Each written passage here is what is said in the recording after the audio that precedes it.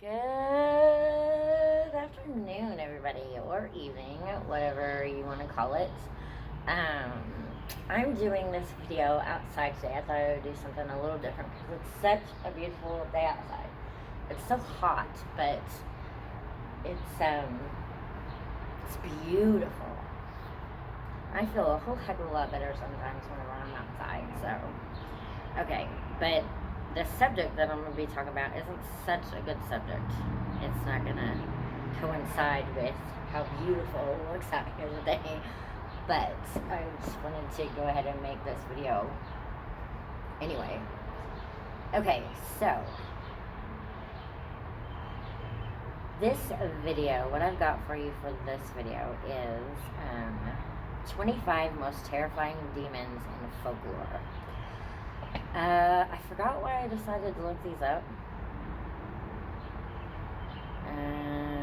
I think there might have been a specific one that I was looking up or something. But yeah, I about tripped out. Well, no, I didn't about trip out. I did trip out. Like, I did.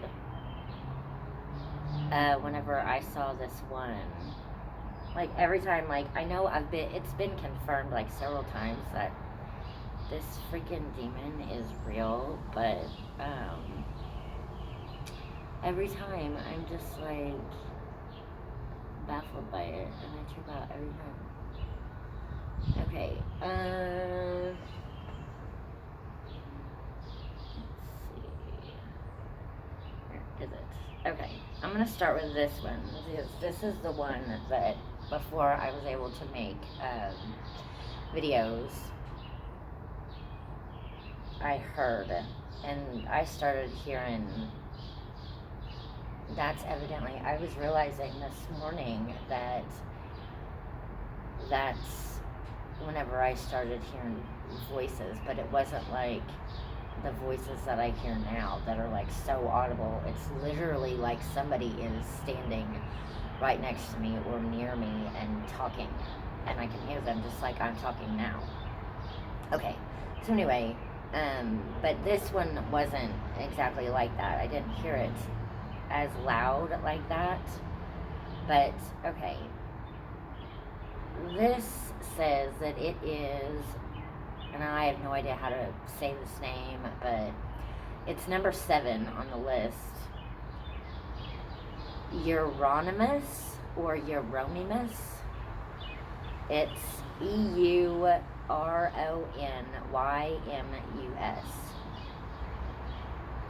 Okay, and it says that Euronymous originally came from Greek mythology, but was demonized under Christianity. He's said to devour blue-blacked skin corpses. As such, he has been named the demon of cannibalism and the prince of death. So, and that's all this website says on it, but I got freaked out. I tripped out, like, because I saw the little short stumpy looking thing. And then that's also whenever I heard the name Moloch. And I found out that the name Moloch is a demon that sacrifices children. And I've had a child that has died. I've had 2 children that have died. And I'm just wondering possibly if that demon's like been following me around or something. Because this was after I was pregnant with Tristan at the time, and my 2 sons that I was pregnant with before died. So I'm wondering if maybe the demon that killed him has been following me around or something. They just decided to, and I didn't have any way to access it, and I didn't know how to access any information on it. I was just like, I just heard the name Moloch. I'm like, what in the heck is that? And I just went on with my life. And then I saw that demon, or that thing, which I think it was a demon, standing on top of our laundry on the floor, our clothes on the floor, and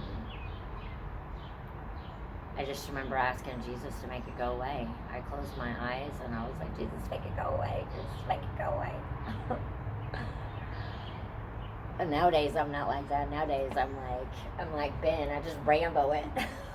Just like, hey, rainbow this.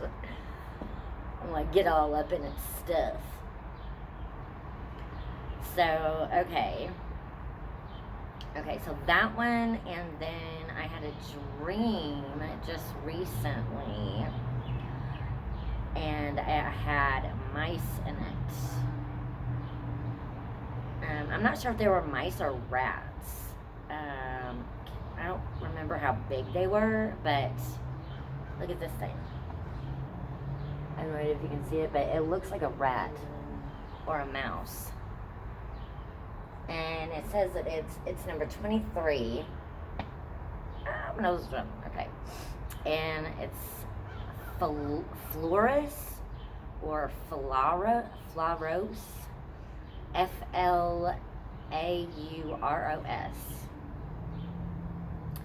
says Florus or Florus is a terrifying female demon who knows past, present, and future and burns her victims alive. When she appears to her enemies, she floats in the air without wings and can change her blonde hair to a blood red. Well, it's a good thing I haven't dyed my hair red, because I was thinking about doing that a long time ago. I think I might have tried a long time ago too. And that's the one that I had at my grandma Paxton's house. I had a shoebox, and it was full of these mice or rats. And I just remember I did not have a good feeling about that dream. You know, there wasn't a good feeling about it. And I remember Ira Milligan saying in his book that, if you can remember, like, the feeling that you had in the dream, and, you know, if there are any prominent, like, everything is pretty much important in the dream. Like, if there are any prominent colors, if there are any prominent, things that are going on, stuff like that. So, yeah. I just remember I did not have a good feeling about the dream. So, yeah, it could have possibly been a demon. And that's not the first time that I've had a really bad dream about my grandma Paxton's house in Benton.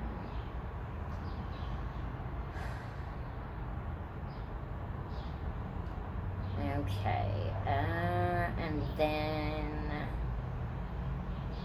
21, the Dullahan or Dullahan, I find it Dullahan.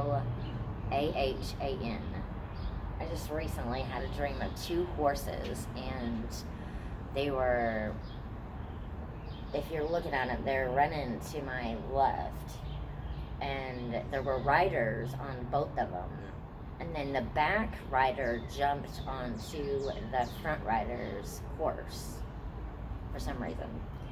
Okay, and this says that in Irish folklore, the Dullahan is a fierce Dullahan is a fierce and terrifying demon that rides on horseback after sunset during certain festivals. Makes me wonder if there's any festivals that are coming up. I think there might be.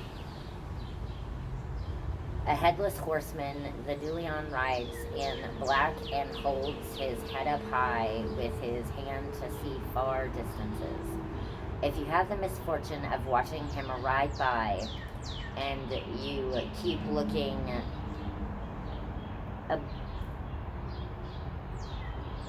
if you have the misfortune of watching him ride by and you keep looking, a bucket of blood will be splashed on you and you'll be struck in the eye. Oh my goodness. Okay, and then there's that picture.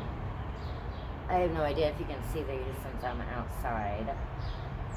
But, okay,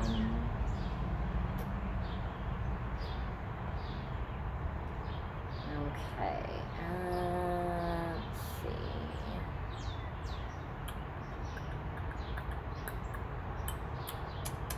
Oh, and this one, I think.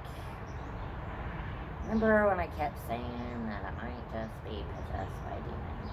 Well, I remember, I can't believe that I about crapped whenever I ran across this. I used to wake up, I'd be laying in bed, and I used to wake up with cramps in this leg so bad. Like, I would be almost in tears. It would be so bad. And it wouldn't go away until I would say, I rebuke you in the name of Jesus. And then right after I said, I rebuke you in the name of Jesus, it would go away. Number 14 is Krampus. I have no idea if you can see that or not.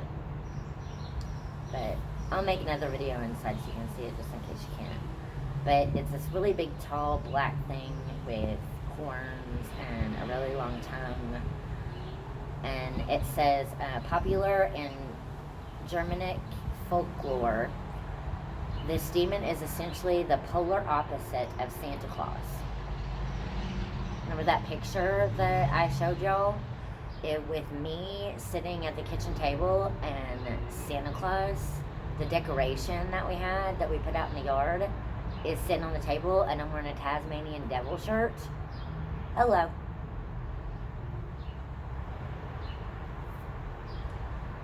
Santa Claus, except Santa Claus is spelled with a K. And not in a good way, like K-Love.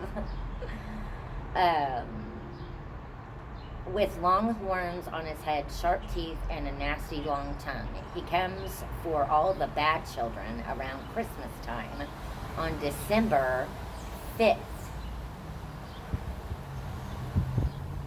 This dreaded day is called Krampus Notch. I have no idea. Krampus, Krampus,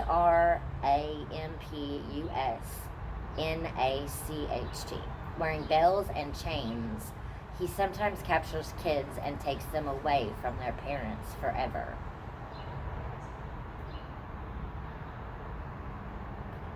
Want to learn more about Krampus? Check out 25 creepy cool facts about Krampus right now.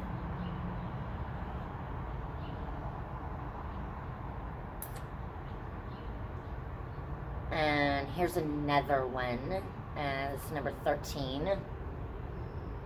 Since I've been having dreams about horses. This is coming from a Scottish legend. The Kelpie or Kelpie are demons that appear as humans but can also take the form of a horse. Every lake in Scotland has a Kelpie spirit, even Loch Ness. While some Kelpie can be beautiful and majestic creatures, others are known to prey on humans.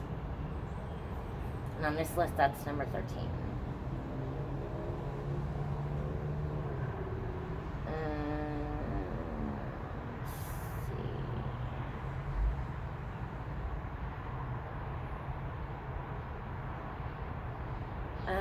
This, no idea if that, I didn't see one that looked like that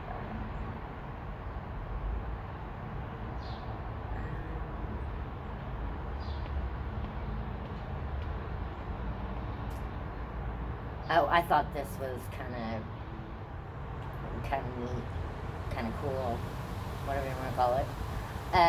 Number 9 on this list is Cerberus. I think that's how you say it. Cerberus. And it looks like the 3-headed dog in Harry Potter. I saw that and I went, Harry Potter! Originally coming from Greek mythology, eventually Cerberus became known as a demon in third circle of hell that tormented the souls of gluttons. A large 3-headed dog has massive talons that can tear its victims to shreds. Okay, I'm not laughing because of the demon. I'm laughing because of it reminds me of time I read that, and the first thing I thought of, the 3rd circle of hell, I thought of Jim Carrey whenever he says, "Welcome to the 7th circle of hell." Thank you very much. or something like that in Liar Liar, or I fell into the seventh circle of hell or something like that on Liar Liar. That's the first thing I thought of, and that's why I was laughing. Okay, anyway, so funny. Okay. Da, da, da, da, da,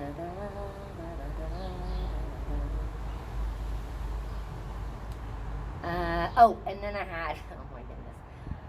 This was kind of confusing to me because I'm like, oh my goodness, I had a dream about birds for some reason. I can't remember when it was, but it was just recently. And there were like a bunch of birds or something. Anyway, it had something to do with birds. This is number 6 on this list. It's Malphas, Malphas. And he looks like a bird.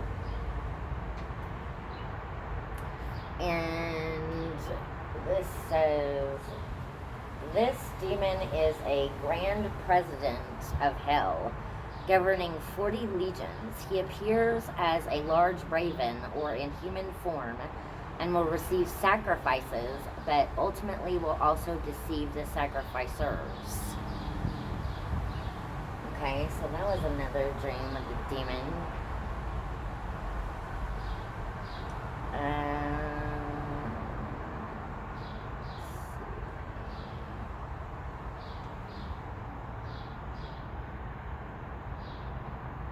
And here's another one that talks about a bird. This is to Leonard, Leonard.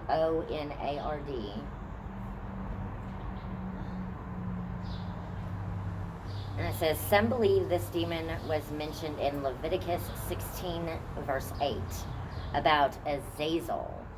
I remember looking that up. I looked up, I think this is how I came across this. I looked up, can demons be transferred from person to person? Like in the movie Fallen with Denzel Washington. I love that movie. And I think this is how I ran across this. And the demon's name in the movie is Azazel. And, okay, in Leviticus 16:8 about Azazel, and is called the Grand Master of nocturnal orgies of the demons. With 3 horns, a black goat face, and wings, this demon is called the Black Man, and is a demon of the first order and can take on many forms, including an evil tree.